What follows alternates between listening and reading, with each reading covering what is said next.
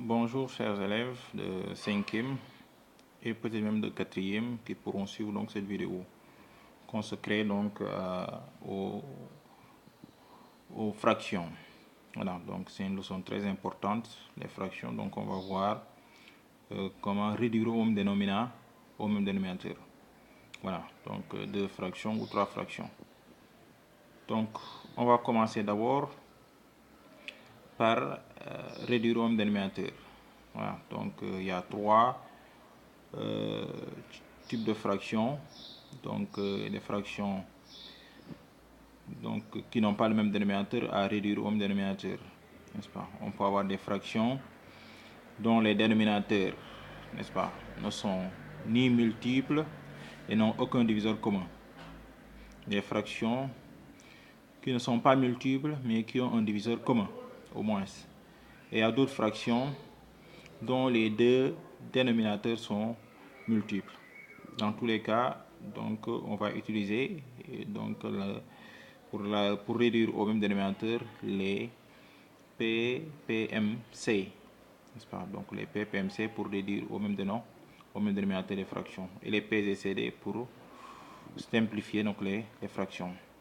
Donc je m'en vais, par exemple, je vous donne 2 tiers et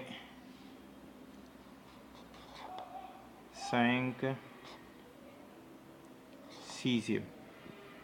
Voilà, ces deux fractions-là n'ont pas le même dénominateur commun. Donc si nous devons les réduire au même dénominateur, il faudrait qu'on ait donc le même dénominateur en bas. Donc soit on regarde d'abord les dénominateurs communs, donc les dénominateurs 3 et 6. Est-ce qu'ils sont multiples? Ou bien s'ils ne sont pas multiples, est-ce qu'ils ont un diviseur commun? Ou bien s'ils ne sont pas multiples, ils n'ont aucun diviseur commun. Dans tous les cas, il y a une façon de faire, n'est-ce pas? Donc voilà, il y a ce que j'appelle la méthode classique que les élèves ont tendance à utiliser depuis donc les classes primaires.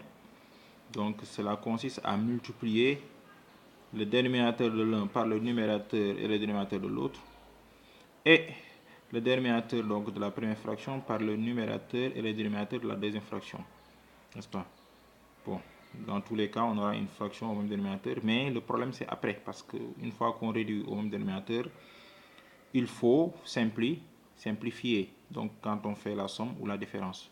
Donc pour avoir la chance de faire la somme et de tomber sur une fraction irréductible, il faut utiliser les PPMC. Et pour utiliser les PPMC, on regarde d'abord les dénominateurs.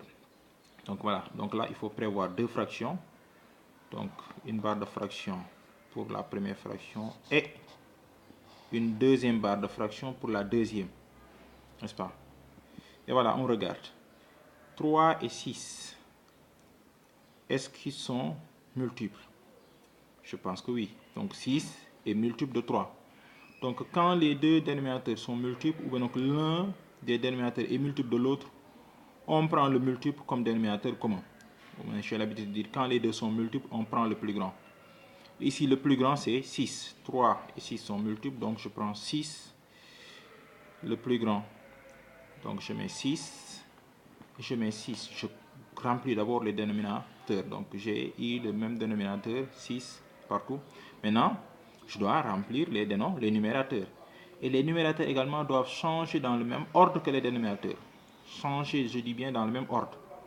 Et pour cela, on se pose cette question qui consiste à dire, pour passer de 3 à 6, donc de 3 à 6, je dois multiplier par combien? Combien est-ce que je dois multiplier par 3 pour avoir 6?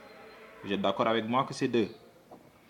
Donc ça veut dire le numérateur de 3, on le multiplie par la même chose. Donc c'est fois 2.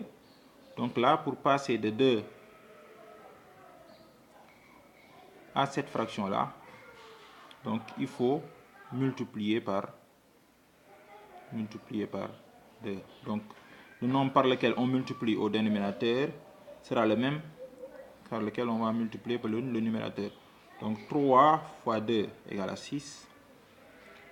Donc là, on aura 2 fois 2 donne 4. Donc je mets 4. Voilà. Ensuite, pour passer de ce dénominateur à l'autre dénominateur, on multiplie par 1. Donc 6 fois 1 donne 6. Là également, on fera la même chose. 5 multiplié par 1 et ça me donne 5. Voilà.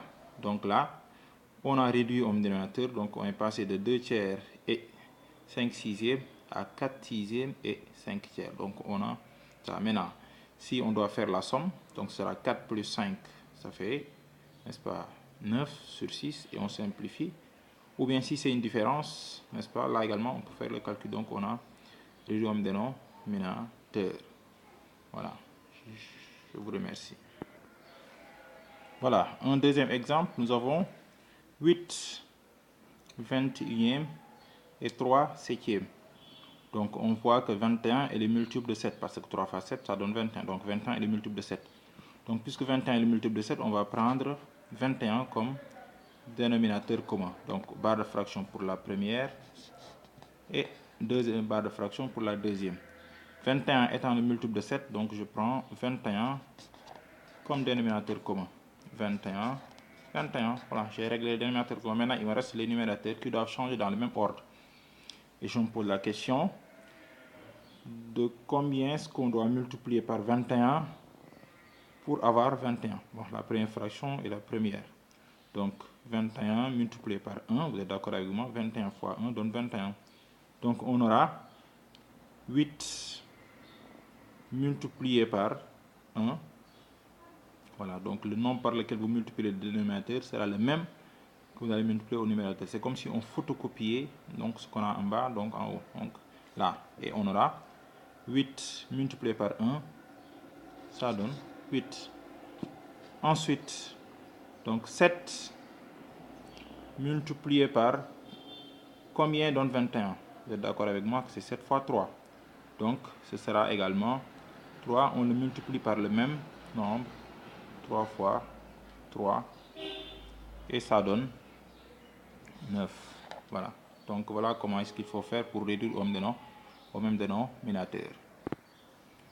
Maintenant, prenons un exemple de 3, n'est-ce pas, fractions. On doit réduire au dénominateur. Donc on regarde bien. 14 est un multiple de 7, parce que 2 fois 7, ça donne 14. Mais également 28 est un multiple de 14, parce que 2 fois 14 donne 28. Donc on peut dire que 28 est un multiple de 14 et est un multiple de 7. Donc on va procéder de la même façon. Donc là, on va prévoir 3 barres de fraction pour 3 fractions. La première et la deuxième et la troisième. Voilà. Et là, 28 étant le multiple de 14 et le multiple de 7, donc on le prend comme dénominateur commun. Donc on aura 28, 28 et 28. Donc on a réglé le problème du dénominateur commun. Maintenant, on va voir les numérateurs. Donc là également, si vous voulez, vous pouvez mettre les flèches, n'est-ce pas, à titre indicatif, mais si vous maîtrisez, vous pouvez ne plus les faire, les mettre. Donc ici, je me dis, combien est-ce que je dois passer de 7 à 28? Parce que la première fraction va avec la première ici. Pour passer de pour passer de 7 à 28, il faut multiplier par combien? Vous êtes d'accord avec moi? C'est 4. 4 fois 7 donne 28. Donc là, on aura 4 fois 4, ça donne 16. Ensuite, pour passer de 14 à 28, deuxième fraction. 14 fois combien donne 28? Voilà, vous êtes d'accord avec moi, c'est 14 fois 2. Donc 14 fois 2 donne 28, donc 3 fois 2, ça donne 6. Ensuite, on prend, pour passer de 28 à 28, on multiplie par 1. Donc voilà, donc 13 fois 1, ça donne 13. Donc là, si le dénominateur ne change pas, son numérateur ne change pas. Donc il change dans le même ordre, n'est-ce pas? Donc voilà ce qu'on peut faire avec ce type de fractions au même dénominateur. Donc on verra sur d'autres vidéos donc les fractions qui n'ont pas le même dénominateur et dont les dénominateurs ne sont pas multiples. Voilà, je vous remercie.